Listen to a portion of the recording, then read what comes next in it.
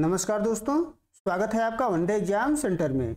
दोस्तों, आज के वीडियो में हम लोग दीनदयाल उपाध्याय गोरखपुर विश्वविद्यालय गोरखपुर के बीए फर्स्ट सेमेस्टर हिंदी का जो पेपर है, जिसका नाम है हिंदी साहित्य का इतिहास और जिसका पेपर कोड है HND 101F, उससे संबंधित 50 महत्वपूर्ण बहुविकल्पीय प्रश्नों के दूसरे प्रैक्टिस सेट का अध्ययन करेंगे।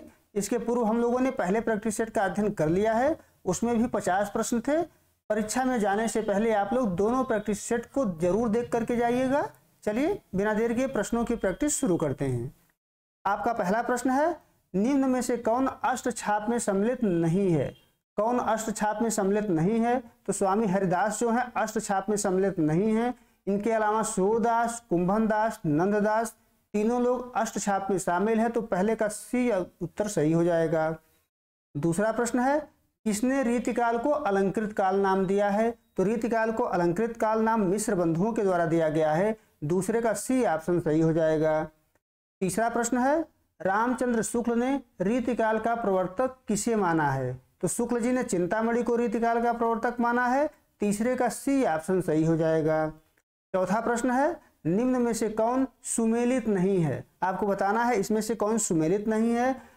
तो रामचंद्र शुक्ल ने रीतिकाल को रीतिकाल ही कहा है, विश्वनाथ प्रसाद मिश्र ने रीतिकाल को श्रृंगार काल नाम दिया है, त्रिलोचन ने रीतिकाल को अंधकार काल नाम दिया है। यानी ऊपर के तीनों ऑप्शन जो है सुमेलित हैं। चौथा ऑप्शन सुमेलित नहीं है। कला काल ग्रेयर्सन ने नहीं कहा है, बल्कि कला काल रीतिकाल को रमाशंकर शुक्ल रसाल के द्वारा कहा गया है, तो डी ऑप्शन आपका सही हो जाएगा।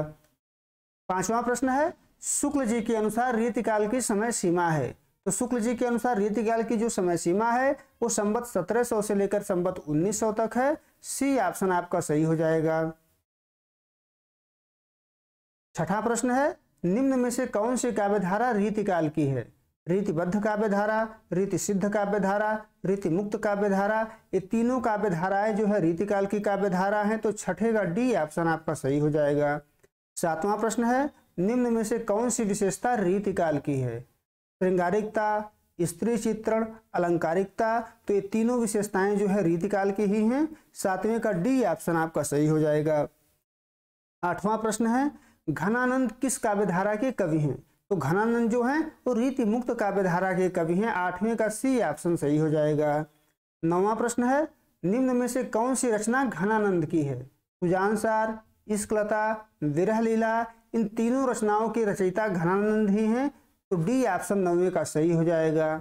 10वां प्रश्न है, निम्न में घनानंद ग्रंथावली के संपादक हैं। तो घनानंद ग्रंथावली का संपादन विश्वनाथ प्रसाद मिश्र के द्वारा किया गया है, 10वें का ए ऑप्शन आपका सही हो जाएगा। 11 नंबर प्रश्न है, बिहारी सतसई किसकी रचना है? तो बिहारी सतसई जो है बिहारी लाल की रचना है, 11 का बी ऑप्शन आपका सही हो जाएगा। 12 नंबर प्रश्न है, रीति मुक्त काव्य के कवि हैं। रीति मुक्त काव्य के कवि आलम, बोधा, ठाकुर ये तीनों हैं, तो 12 का डी ऑप्शन आपका सही हो जाएगा। 13 नंबर प्रश्न है, कवि प्रिया के रचयिता हैं। कवि प्रिया की रचना केशवदास के द्वारा की गई थी, ए ऑप्शन आपका सही हो जाएगा।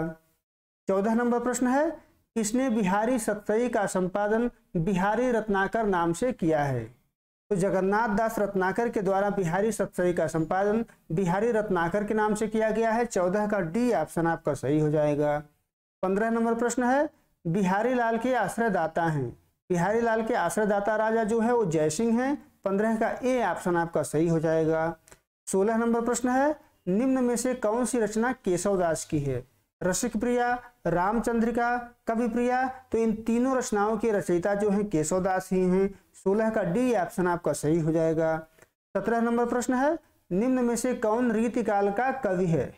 देव, पद्माकर, भिखारी दास ये तीनों जो है रीतिकाल के ही कवि हैं, 17 का डी ऑप्शन आपका सही हो जाएगा। 18 नंबर प्रश्न है, केशवदास हैं, तो केशवदास एक अलंकारवादी आचार्य हैं, 18 का ए ऑप्शन आपका सही हो जाएगा। 19 नंबर प्रश्न है, विज्ञान गीता के रचयिता हैं। विज्ञान गीता के जो रचयिता हैं वो केशवदास ही हैं, तो 19 का बी ऑप्शन आपका सही हो जाएगा। 20 नंबर प्रश्न है, रीतिकाल के किस काव्यधारा में लक्षण ग्रंथों की रचना की गई है? तो रीतिकाल की जो रीतिबद्ध काव्यधारा है इसी में लक्षण ग्रंथों की रचना की गई है, 20वें का ए ऑप्शन आपका सही हो जाएगा। 21 नंबर प्रश्न है घनानंद के प्रेमिका का नाम था। घनानंद के प्रेमिका का नाम सुजान था। 21 का ए ऑप्शन आपका सही हो जाएगा। 22 नंबर प्रश्न है निम्न में से कौन भारतेंदु युग की समय सीमा है।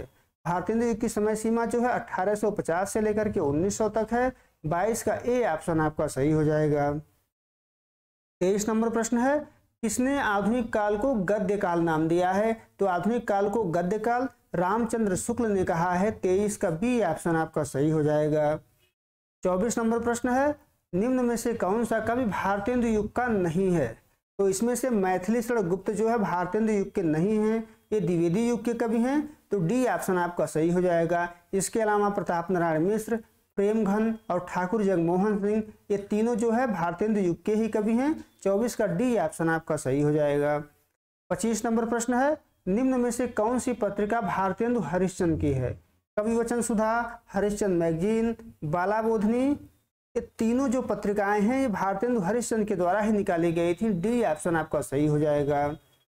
26 नंबर प्रश्न है निम्न में से कौन सी रचना भारतेंदु हरिश्चंद्र की है। भक्ति सर्वस्व, प्रेम मालिका, फूलों का गुच्छा, ये तीनों रचना जो है भारतेंदु हरिश्चंद्र के द्वारा ही की गई है। इसमें से जो फूलों का गुच्छा है ये खड़ी बोली में लिखा गया है। तो डी ऑप्शन आपका सही हो जाएगा। 27 नंबर प्रश्न है रामचंद्र शुक्ल ने भारतेंदु युग को क्या नाम दिया है। तो शुक्ल जी ने भारतेंदु युग को नई धारा प्रथम उत्थान नाम दिया है। 27 का सी ऑप्शन आपका सही हो जाएगा। 28 नंबर प्रश्न है प्रिय प्रवास किसकी रचना है। तो प्रिय प्रवास जो है अयोध्या सिंह उपाध्याय हरिऔध के द्वारा लिखा गया है। यह खड़ी बोली का प्रथम महाकाव्य है। 28 का बी ऑप्शन आपका सही हो जाएगा। 29 नंबर प्रश्न है निम्न में से कौन द्विवेदी युग की समय सीमा है। तो 1900 से लेकर के 1918 ईस्वी ये द्विवेदी युग की समय सीमा है। 29 का बी ऑप्शन आपका सही हो जाएगा। 30 नंबर प्रश्न है कौन सा कवि द्विवेदी युग का नहीं है। तो इसमें से जो है अंबिका दत्त व्यास द्विवेदी युग के नहीं है, ये भारतेंदु युग के ही कवि हैं। इसके अलावा मैथिली शरण गुप्त, हरिऔध और नाथूराम शर्मा शंकर, ये तीनों द्विवेदी युग के ही कवि हैं। सी ऑप्शन 30वें का सही हो जाएगा। 31 नंबर प्रश्न है निम्न में से कौन सी रचना मैथिली शरण गुप्त की है। भारत भारती, साकेत, यशोधरा, इन तीनों रचनाओं की रचना मैथिली शरण गुप्त के द्वारा ही की गई थी। तो 31 का डी ऑप्शन आपका सही हो जाएगा। 32 नंबर प्रश्न है किसने द्विवेदी युग को नई धारा द्वितीय उत्थान कहा है। तो नई धारा द्वितीय उत्थान रामचंद्र शुक्ल के द्वारा कहा गया है। 32 का बी ऑप्शन आपका सही हो जाएगा। 33 नंबर प्रश्न है निम्न में से कौन छायावाद की समय सीमा है। तो 1918 से लेकर के 1936 तक छायावाद की समय सीमा है। बी ऑप्शन आपका सही हो जाएगा। 34 नंबर प्रश्न है निम्न में से कौन सा कवि बृहत्त्रयी में नहीं है। छायावाद के बृहत्त्रयी में कौन नहीं है आपको बताना है। तो महादेवी वर्मा छायावाद के बृहत्त्रयी में नहीं है। छायावाद के बृहत्त्रयी का निर्माण प्रसाद, निराला और पंत को मिलाकर किया गया है। डी ऑप्शन आपका सही हो जाएगा। 35 नंबर प्रश्न है कामायनी के रचयिता हैं। कामायनी के रचयिता जयशंकर प्रसाद हैं। 1935 में इनके द्वारा कामायनी की रचना की गई थी। ए ऑप्शन आपका 35 का सही हो जाएगा। 36 नंबर प्रश्न है निम्न में से कौन सी रचना निराला की है। तो ये तीनों रचनाएं तुलसीदास, वह तोड़ते पत्थर, वरदे, वीणावादनी वरदे, तीनों की रचना निराला के द्वारा ही किया गया है। तो 36 का डी ऑप्शन आपका सही हो जाएगा। 37 नंबर प्रश्न है निम्न में से कौन सी कविता सुमित्रा नंदन पंत की है। मौन निमंत्रण, प्रथम रस्म, यह धरती कितना देती है, इन तीनों कविताओं की रचना पंत के द्वारा ही किया गया है। तो 37 का डी ऑप्शन आपका सही हो जाएगा। 38 नंबर प्रश्न है सरोज स्मृति किसकी रचना है। तो सरोज स्मृति जो है निराला के द्वारा लिखा गया है। सरोज निराला के पुत्री का नाम था। उनके मृत्यु पर निराला ने उनके स्मृति में जिस काव्य की रचना की है उसको सरोज स्मृति के नाम से जाना जाता है। यह जो है हिंदी का शोक गीत भी कहलाता है। तो बी ऑप्शन आपका 38 का सही हो जाएगा। 39 नंबर प्रश्न है किसे प्रकृति का सुकुमार कवि कहा जाता है। प्रकृति का सुकुमार कवि पंत को कहा जाता है। 39 का सी ऑप्शन आपका सही हो जाएगा। 40 नंबर प्रश्न है किसे आधुनिक युग की मीरा कहा जाता है। महादेवी वर्मा को आधुनिक युग की मीरा कहा जाता है। 40 का सी ऑप्शन आपका सही हो जाएगा। 41 नंबर प्रश्न है यामा किसकी रचना है। तो यामा जो है महादेवी वर्मा की रचना है। 41 का ए ऑप्शन आपका सही हो जाएगा। 42 नंबर प्रश्न है प्रगतिवाद की समय सीमा है। तो प्रगतिवाद जो है 1936 से लेकर के 1943 ईस्वी तक रहा है। बी ऑप्शन आपका 42 का सही हो जाएगा। 43 नंबर प्रश्न है, निम्न में से कौन सा कवि प्रगतिवाद का नहीं है? अज्ञेय प्रगतिवाद के कवि नहीं हैं, ये प्रयोगवाद और नई कविता के कवि हैं। इसके अलावा नागार्जुन, केदारनाथ अग्रवाल और शिव मंगल सिंह सुमन, ये तीनों प्रगतिवाद के ही कवि हैं। तो 43 का सी ऑप्शन आपका सही हो जाएगा। 44 नंबर प्रश्न है, निम्न में से कौन प्रगतिवाद की विशेषता है? मार्क्सवाद में विश्वास, शोषितों के प्रति सहानुभूति, युगबोध, ये तीनों विशेषता प्रगतिवाद की विशेषता ही है। 44 का डी ऑप्शन आपका सही हो जाएगा। 45 नंबर प्रश्न है, प्रयोगवाद की समय सीमा है। तो प्रयोगवाद की जो समय सीमा है वो 1943 से लेकर के 1951 है। डी ऑप्शन आपका 45 का सही हो जाएगा। 46 नंबर प्रश्न है, प्रयोगवाद नाम किसके द्वारा दिया गया है? तो प्रयोगवाद जो नाम है वो नंद दुलारी वाजपेयी के द्वारा दिया गया है। 46 का बी ऑप्शन आपका सही हो जाएगा। 47 नंबर प्रश्न है, तार सप्तक का प्रकाशन हुआ था। तार सप्तक का प्रकाशन 1943 ईस्वी में हुआ था। इसका संपादन जो है अज्ञेय के द्वारा किया गया था। ये ऑप्शन आपका सही हो जाएगा। 48 नंबर प्रश्न है, निम्न में से कौन सा कवि तार सप्तक में शामिल नहीं है? तो शमशेर बहादुर सिंह इसमें से तार सप्तक में शामिल नहीं है, ये दूसरे सप्तक में शामिल हैं। 48 का सी ऑप्शन सही हो जाएगा। इनके अलावा अज्ञेय, मुक्तिबोध, रामविलास शर्मा, ये तीनों जो है तार सप्तक में शामिल हैं। 49 नंबर प्रश्न है, प्रयोगवाद की विशेषता है। नवीन राहों का अन्वेषण, वैयक्तिकता, क्षण को महत्व, तीनों जो है प्रयोगवाद की विशेषताएं हैं। डी ऑप्शन आपका सही हो जाएगा। 50 नंबर प्रश्न है, नई कविता की समय सीमा है। नई कविता की समय सीमा 1951 से लेकर के 1960 ईस्वी तक है। तो डी ऑप्शन यहाँ पर आपका सही हो जाएगा। उम्मीद है दोस्तों आपको ये वीडियो पसंद आया होगा। अगर आपको ये वीडियो पसंद आई है तो आप हमारे चैनल को सब्सक्राइब करिए, वीडियो को लाइक करिए, शेयर करिए। बहुत बहुत धन्यवाद।